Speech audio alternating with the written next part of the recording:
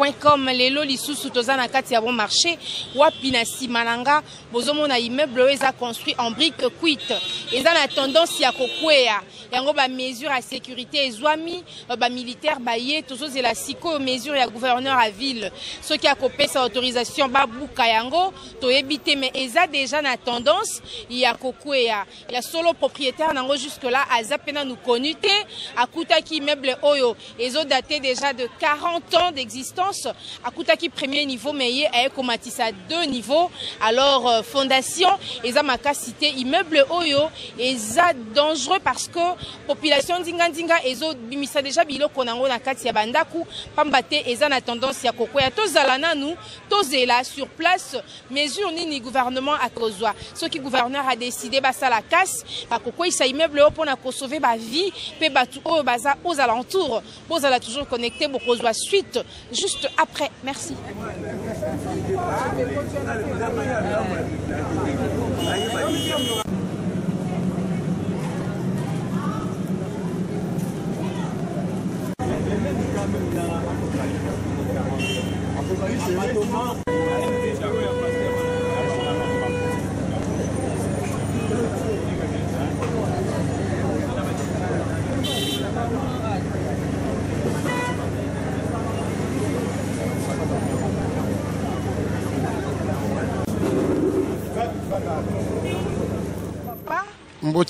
Papa, tu as un flambeau, tu es journaliste, parce que l'immeuble a tendance à couper. Tu as ceux qui ont moins na kotoyo, bisabiso et banda quand immeuble lango, banda kotonga depuis quand et pourquoi les lois lingé quoi?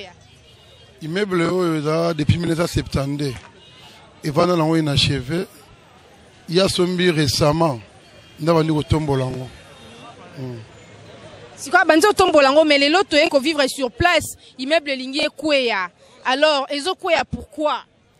Ezokoya, parce que va rendre compte de la fondation Nango. Fondation, c'est où mais là, il est sous ma cité. Et puis, 3 niveaux, elle peut supporter en hauteur. Ah, donc, Ezaki, na niveau, moi, comme ou toi, à son bisikaye, comme à ce niveau? Ah oui, à ma cité de l'école. Alors, propriétaire, peut jusque-là, bino, bozaba na bon marché, bozaba to flambeau, propriétaire, à Ebanité. À Ebanité, pega, jeune à bon marché. Mais si comme mesure ni négozoma pour na ba sécuriser population sur place. Faut pas démolir en Merci. Papa ba bisi biso yo za parmi ba commissionnaire ba teka immeuble. Non, nga za commissionnaire na teka immeuble ote, na teka bandaku, teka ba immeuble na teka bandaku ba concession ba nini mais na teka yango te, eza confrère na nga teka yango. Ya ki immeuble moko boye ya niveau moko ba commission oti na niveau ya 3 niveaux. Tu es architecte, ceux qui sont ingénieurs, ceux qui ne sais pas. Donc, c'est ça. C'est que l'immeuble a tendance à recouvrir.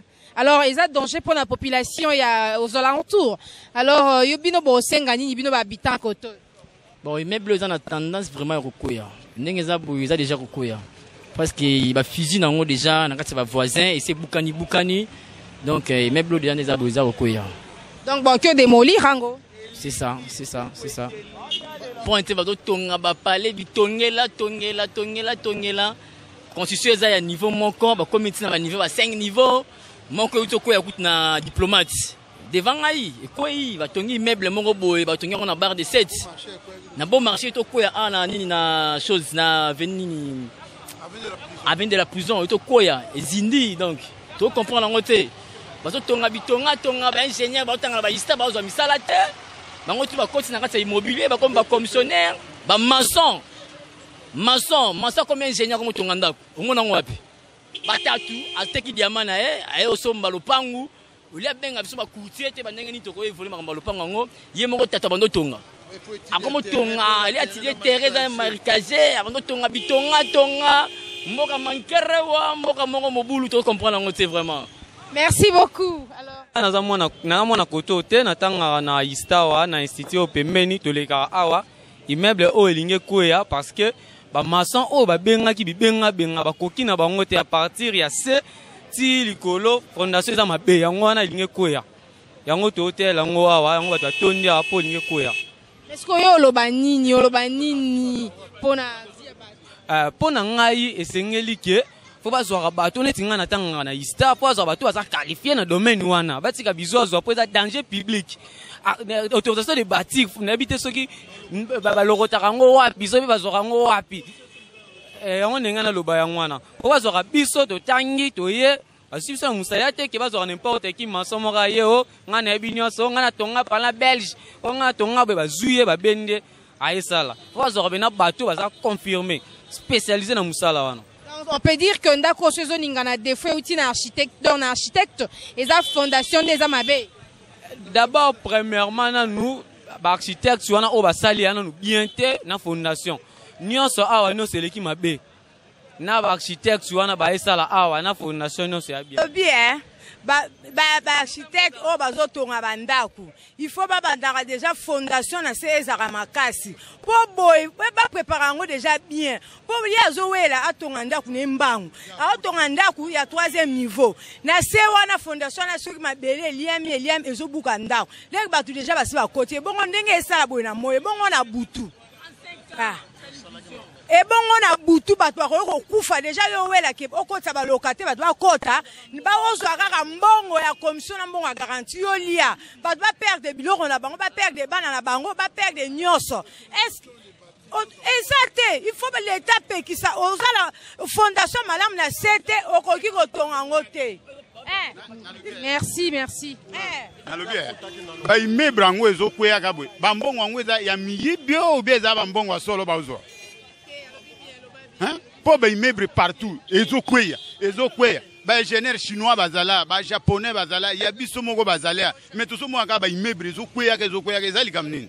Il faut batala ta mususu ba mbongo ngo eza ya ndenge mususu bi ekolela ya batonde ezo kwesa ba immeuble.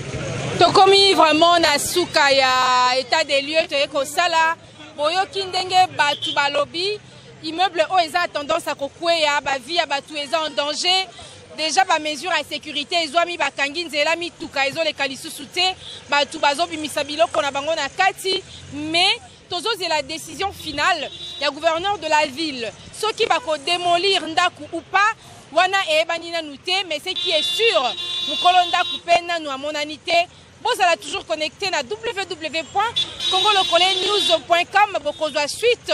Il y a évolution, il y a immeuble Oyo et Lingi Ekweya. Merci na Patrick Sala, Azuba Image Oyo. Merci na Marianne Mafolo. Merci na internaute Nyos ya Congolo Cole pour qu'on soit suite. Il y a immeuble Oyo, ça c'est sûr. Merci à vous, ciao.